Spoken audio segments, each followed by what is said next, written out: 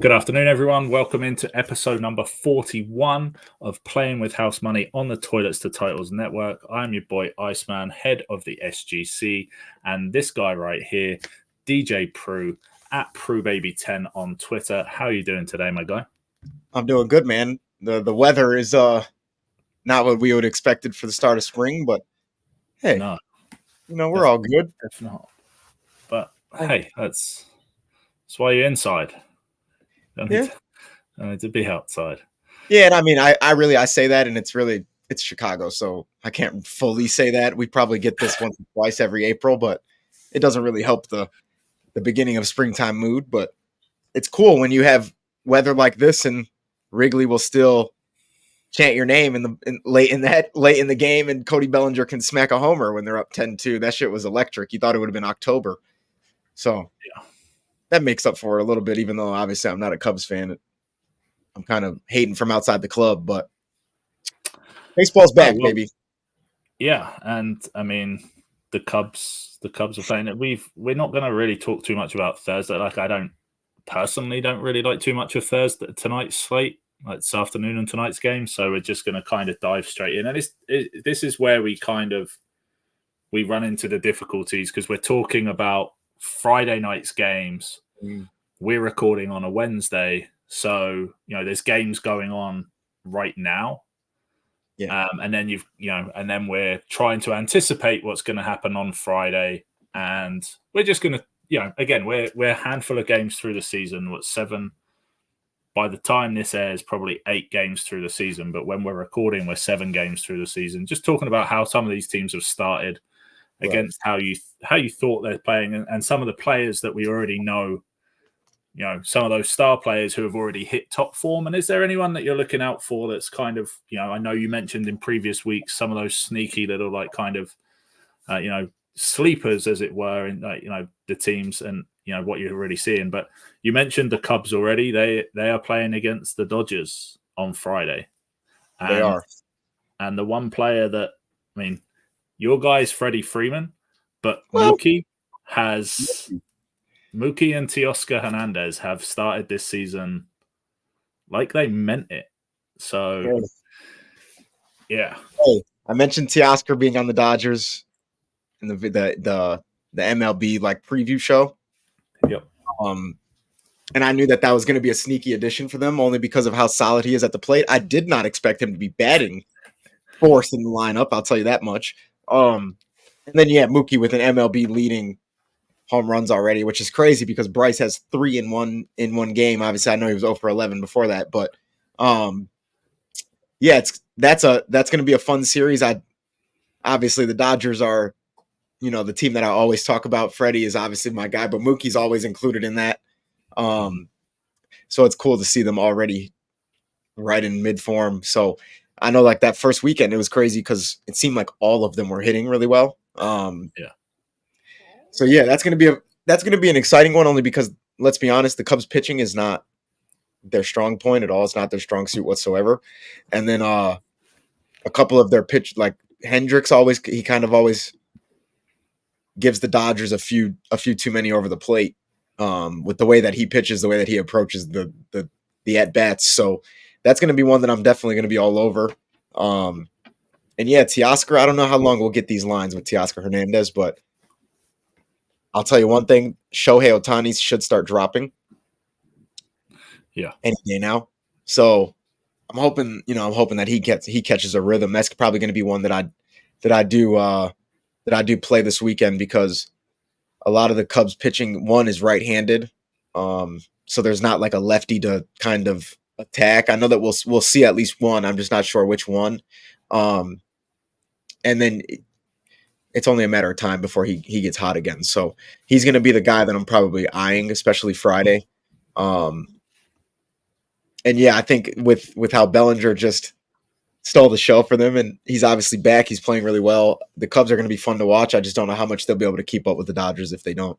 They'll keep those bats as hot as they are. So we'll see. That series is going to be fun. Yeah, I agree. And then another one that I think is going to be kind of fun is the Toronto Blue Jays at the Yankees. Yeah. Both in the the AL West East. But Yankees, like, I don't think they've really played particularly well. They've been getting wins that like this at this point, you know, like they're 6-1, but they haven't been like, as opposed to like when I think about the Dodgers, and the Dodgers, like you said, came out hot and they're playing like in mid-season form already. The Yankees are in early season form, you know. Like, but they're still getting the wins. And I know they had the series against the Astros, which kind of I was looking, you know, check in on those games halfway through, and they're like down in all of them, and I was like, oh, okay, chalk that one up as a loss. And then I'm looking back in the ninth innings, and they're like, oh, okay. They kind of turned it around. But yeah, that's another one, is where they're not in mid-season form. They're in early season form for sure, but luckily they're facing other teams that are in early season form, as we expect. Yeah. The one thing I will say is that they're not winning in ways that I thought they would have. Even if I did expect it, like if I would have expected them to start 6-1, I'd have said, okay, Judge has a couple rockets, you know, and then so does Soto, and it's kind of been, they're kind of just base hitting along these games and finding ways to win. So I mean, that is what matters early on, but I am ready to see like them take off and get hot and see who we're gonna jump all over in that one. But yeah, I think Toronto underwhelmed first weekend. But then they did have glimpses.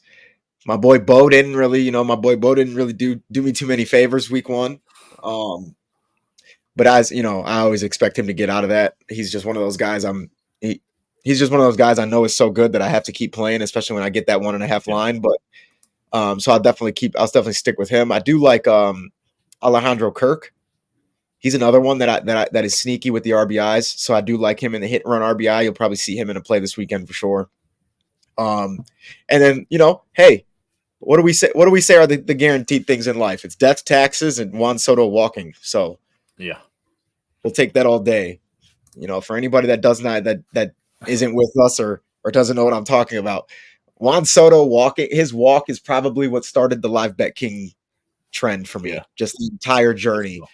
And his plate appearances, we used to get like plus 650 for him to walk on his plate appearances, and then then FanDuel realized that was just a terrible idea.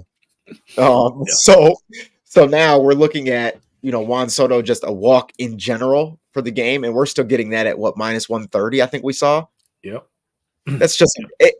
First at bat, cash it.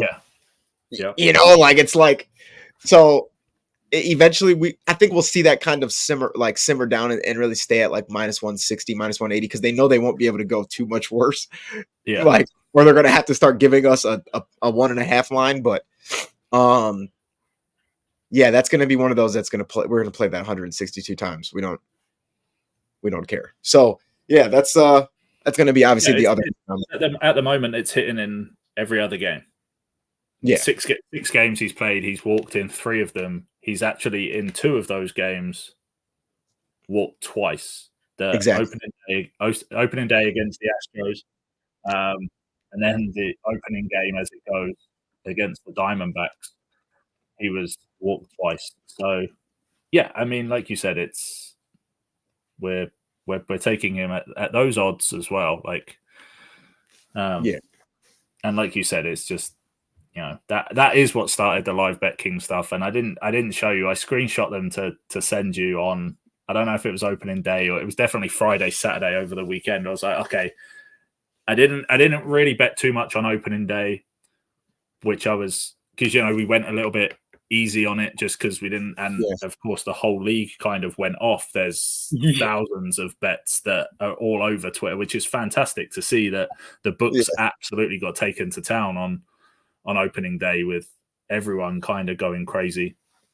We hit a couple of little things here and there, but nothing crazy, just stuff to roll us into the weekend. But yeah, like I don't know whether it was Friday night, Saturday night, I was like, okay, now I'm going to like, let's go into, and I can't remember what game it was, but there was one, and I was like, okay, now I'm just going to take a couple of walks, like next plate appearance, you know, third or fourth plate, and the 2 that I played both hit at plus 700, and I was like, okay, now I'm now I'm ready for the weekend. Like, so I nearly said it, but yeah, like that Juan Soto is one that's always there, and there will be others that that appear throughout the season that are like that. But I mean, you've mentioned these guys, and like you said, like the Yankees kind of fortunate. They've got, Judge hit his first home run last game, I think. April Fool's Day, I think it was. Yes, it was. So he's off. I was like, oh, cool, of course it is. You're just joking with us, and messing around there. But I mean, Soto's hit one. He's hit one. Once these two guys get in a rhythm, you're going to see a lot of, hopefully we see a lot of back-to-back kind of, home runs from both these guys. But two teams that the next game, like one of these teams, I think the Tampa Bay Rays, probably everyone expected to start a little bit better than they have. And they're playing against the Colorado Rockies, who everyone probably expected to start in exactly the way they have. So this is really the get right game for the Tampa Bay Rays. If there's such a thing for sure. in that whole MLB. series. Yeah, that whole series should be a good matchup for them. It doesn't really matter who they have on the mound. If they get Freeland, though, if they get Kyle Freeland on the mound, I'll be all over it. But Tampa Bay, I mean, I wouldn't say that they had a bad start. It's just they're not clicking. Like Yandy came out opening day, did exactly what I needed him to do. It's just going to be that's going to be the team where we really have to pick our spots. It's Randy, like I said, Randy is as well as anybody. He's going to be hot and cold, but then when he's on, he's on. So that series itself that should have some money in it for everyone. So I'm excited for that one for sure. Obviously, Tampa Bay, they haven't, but they have played the Texas Rangers, defending champs. Like lost that series 2-1. Did pick up a win in the series, but and they played the Blue Jays and came out of that 2-2. So it's not a terrible start for the Rays, but I also think they'd have probably wanted to be that switch. They'd have wanted to be going into this 4-3. But if they can, they should win this series. And I think the Rockies are everyone's favorite to probably be the worst team this season. To fade. That's the fade team for sure. And I think Tampa Bay be one of those. I think you can play Yandy at any time. Harold Ramirez looked okay too. So Yandy Diaz and Harold Ramirez would be my answer to the way to go for those. Yeah. And then staying in the National League, we got the Arizona Diamondbacks against the Atlanta Braves, and I very much love it. Very much looking forward to this series. Yeah. I've noticed, you can't get off the Braves still to this day, just know that the people have not forgotten. The people have not forgotten, Ice. Okay, just know. You don't tell me about getting off Ronald Acuna ever again. Okay. I should have worn my Ronald Acuna shirt. Should have, which I ended up buying at the end of last season. You had to. You had to. Like, man, maybe it's time to get off of him. And what does he do? First inning nuke. I haven't heard anything. It's been crickets since, so I do appreciate you accepting that as who he is. But that's going to be a fun series, especially if we get like anybody besides Gallen on the mound for Arizona. I expect Atlanta to just go crazy. But it's been nice to see Matt Olson and Ronald Acuna and Ozzie Albies like right out of the gate. Just they're another team that really started off way hotter than we thought. Austin Riley, we're gonna talk to you later, bro. Okay. We're not that. He would have probably if we would have done a Who Pissed Off Pru. We took, for anybody that doesn't know, we took the week off of Who Pissed Off Pru only because I'm in the middle of a move, so I didn't have too many people to be mad at. But Austin Riley would have been in my 15 minutes. That'd have been my 15 minutes of sweating and blood vessels being broken because my guy, you got to hit the ball, bro. You got to hit the ball. You can't be third in the lineup and just be in. Austin Riley's the only guy that I'm probably avoiding this weekend for them until he shows me something. Mine would have been, and everyone knows that I play the MO. Like, it's my MO to play the MOs when I bet on the Braves. Matt Olson, Marcell Ozuna. Yep. And of course, they both went yard the game after I played them both and posted it, of course. Yep. Didn't run it back. You probably didn't even remember to run it back, though, until it was too late. And then it was like, oh, he already has a home run, does he? Yeah. And it was the age old. Oh, okay. So I'm just going to take Ozuna plus 500 to home run in this game, and no, okay, I'm not just going to take it straight with plus 500. There's a couple of other stuff. I'm going to chuck a couple of other legs in there, and then I go back to it, and Ozuna's hit the home run, and the other two legs both missed. And I was like, this is why you play them straight. That is why you play them straight. First week of the season. I've got it done, understood, forgot the mission, and now understand the mission again. Yeah. You just got you let the eyes get off the prize for a second, but yeah, they're coming. Yeah. The MOs, that's always a fun combo too. So yeah, I'm definitely looking forward to that. Arizona, obviously, Ketel Marte is playing outrageously. So right where he left off. So that's another one that I really do love. But yeah, I probably won't get too far past. I probably won't get too far past the Braves players just because I like to have a ton. Lourdes as well he's my boy, Lourdes Uriel. Yeah, he's started pretty well. I mean, all three, like him and Christian Walker. Yep. Like the whole team is kind of, those three predominantly have kind of started off pretty. I mean, that's their team. That's their three-headed monster, and without Corbin Carroll, because he obviously, I mean, he's just not found it quite yet. That's the thing, but he's going to find it at some point, and you can't expect those three to continue. And when one of those drops off, hopefully Corbin finds it for the Diamondbacks fans at least. You've got that option, like, because he's going to find it at some point. Oh yeah, kid's a baller.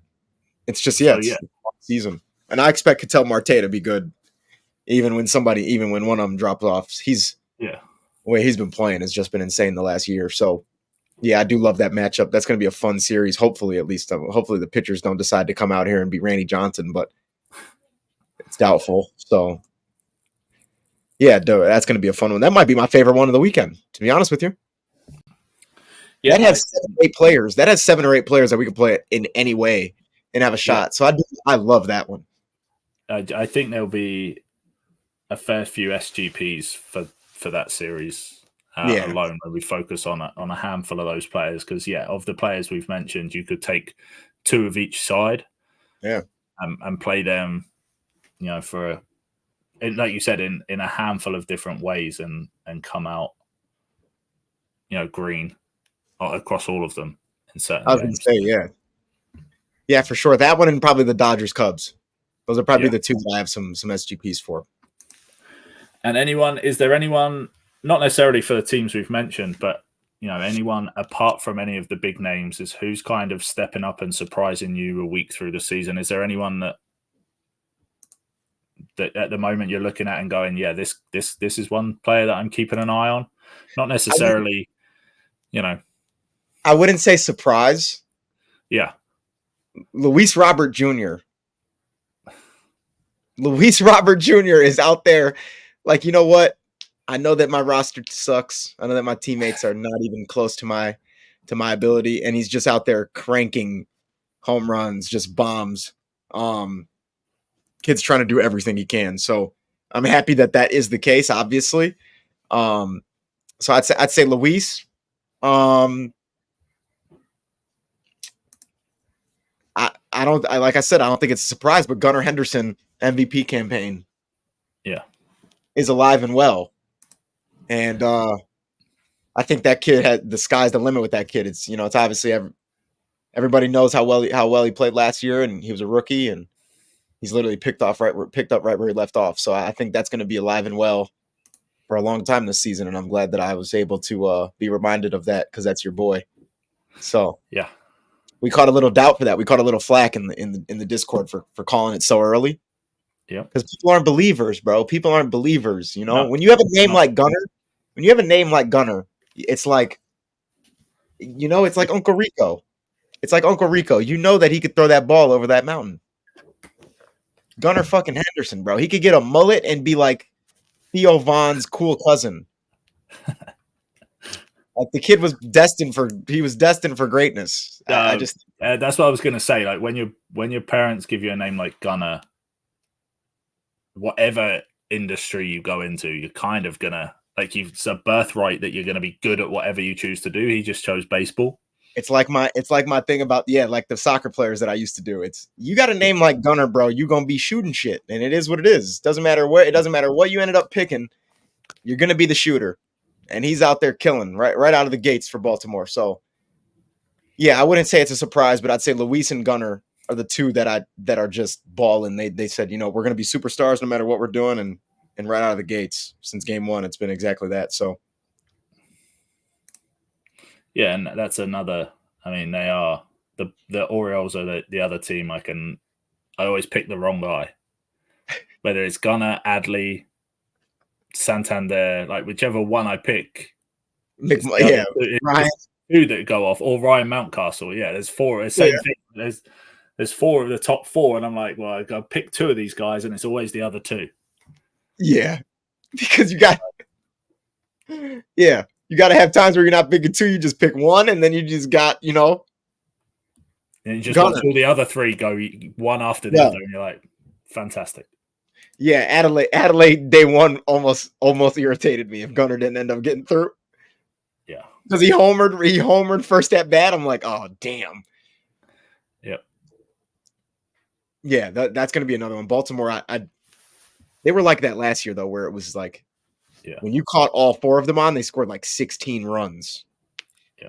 So it's mostly like you're going to catch two of them that are going to go off. But it's funny because there's always one of them that smacks two homers for some reason. Yeah. Like they're just like, I ain't hit a homer all week, so here's two of them for you. But yeah, that's going to be, I'm happy to see that the teams that we fully expected to be very good right out of the gates, just very solid, putting up runs. And it's not even that they're just kind of squeaking by. They're putting up runs, base hits galore. So yeah, it's going to be time to turn it up a notch this weekend for sure. Sounds good. And if you're interested in turning it up a notch, like the DJ says, then join us on Twitter at PW_housemoney. Come join the Discord. Jump in, hit the like, subscribe buttons if you're watching on YouTube. Jump in if you are playing fantasy baseball.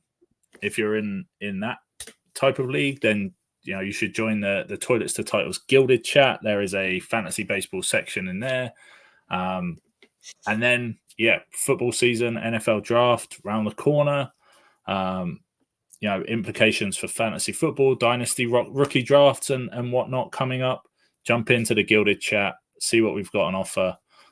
Everyone's gearing up for the Fantasy Football Expo in August, so countdown's onto that. Only a few months away, but jump in, ask either of us, and we can get you in there. If not, we move. Hey, it's the Final Four in March Madness this weekend. Yeah, not the I don't think it's the Final Four that many people picked.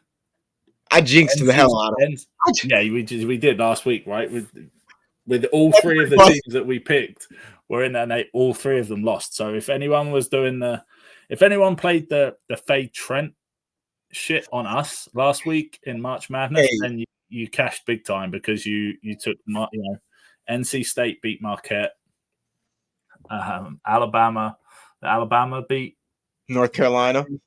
Yep, and I mean the other one was not like a surprise. I think it was Purdue beat Tennessee. So yeah, I mean it wasn't crazy, but I mean the NC State beating Marquette was one, and it was Creighton.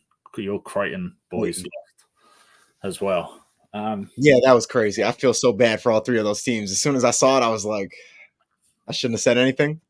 But yeah, it's definitely not what we thought we do still get 2 number ones. But Alabama's sneaky good, and they were sneaky good all season, especially at the start. So that's going to be one I'm eyeing. But UConn. Yeah, I don't they're know. just a wagon. I think. Like I said last week. I don't know who. I think the only way they don't go back to back is if Purdue are on their game. Yeah. And you would assume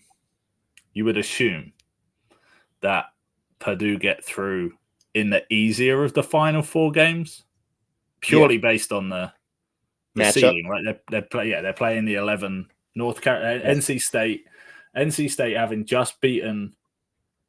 They beat Texas Tech in the first round. They were the favorites in the second round against Oakland, but Oakland were kind of like, having beaten Kentucky, they were like the crowd favorite. Yeah. The fan favorite, the neutral favorite, at least, going into that one. Yeah. Then they beat Marquette. And then they beat Duke. So NC State, they're on a run. They're either going to make it, obviously, and have a hell of a run. Yeah, that's like when you say the teams that they beat, you're like, damn, they went through the gulag. Like, oh yeah, exactly. So either it's like, you talk about like Team of Destiny, like that kind of thing, that they're making it all the way, or you get to a point where you've had so many games where you've had to come out and you've beaten the 6, you've beaten the 2, you've beaten the 4. Now, like, you run out of steam. Now you're playing the 1, and it's like, okay, this was a game too far for us. And Purdue roll out 20 points at halftime, 40 points by the end of the game. That I could see it going that way, and then that's where I kind of given a slight edge to Purdue going into the UConn game if UConn get past Alabama. Yeah. Because they've had the easier game in the run. But I still think UConn are. I think Alabama gets UConn. You reckon? I think Alabama gets UConn, and then you see Purdue against Alabama. I think Purdue finally gets a championship. I mean, I don't disagree, because, like I said, I watched the UConn game live when they play again. We're going back now to the first game they've played 4 games since then. But yeah, like, they're not as good as they are. They have a weakness, and they haven't started many of these games. Like, they don't like. So there is a weakness there for Alabama to try and take advantage of. And Alabama have not had they beat North Carolina in a very, very close game, obviously. That guard, bro. And then Clemson were not. I had Clemson to beat Arizona. And Clemson are, and Alabama took care of them. So Alabama are not. Yeah, they're not to be sniffed. It's not easy. They were the 4 seed coming in anyway. And they were highly ranked in the beginning of the season before a couple losses. Yeah, so I don't think it's going to be an easy game for UConn, and you're taking Alabama. You take them outright on the money line, right? Yeah, I think they win this game. The spread's only probably 4.5 points, 3.5. The spread's 11.5. Excuse me? Yeah, you get plus 520 on the money line. Oh yeah, the books are drunk. Yeah, I'm taking that. What? Plus 11.5. Yeah, I'm taking. I'll take the plus 4.5, and I'll take the plus 4.5 because I know I'm going to get about plus 200, and then I'll take the money line outright. Yeah, for sure. Yeah, you heard it here first. Yeah. Then which is because then the Purdue are minus 9.5 against NC State. See, and that's still crazy for a Final Four game. Yeah. So we have 2 double-digit spreads going into the Final Four. Yeah. That is outrageous. Yeah, I'll take both of those all day. 11.5 and the 9.5 on a little plus 230, something like that. I'll take that all day. Yeah. Well, that's it. And then, I mean, we finish up March Madness in April, and then we just look forward to the NBA playoffs, because yes, sir. Yeah, that stuff is still. I don't even look at it. I haven't looked at it. I don't even look at it. Week. There's no point. I don't even look at it. Yeah, the NBA. We'll see you guys after these 11 games. Don't even worry about it. All right. Well, everyone, let us know what you're tailing this week, what matchups you're looking forward to in the MLB, who you're playing. Catch the newest episode of Playing with House Money present the SGC tomorrow. We've got some great action again this weekend. And yeah, we will catch you next week when we're playing with more House Money. Yes, sir.